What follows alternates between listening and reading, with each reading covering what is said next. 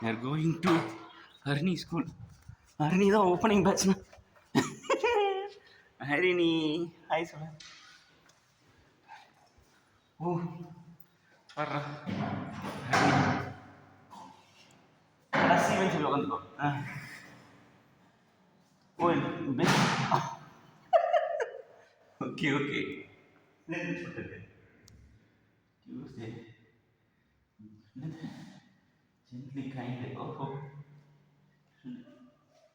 ஓஹோ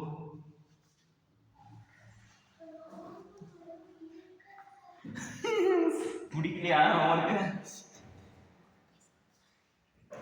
தமிழ் அச்சோ. ஓ சீக்கிரம் எடு எடு சீக்கிரம் எடு.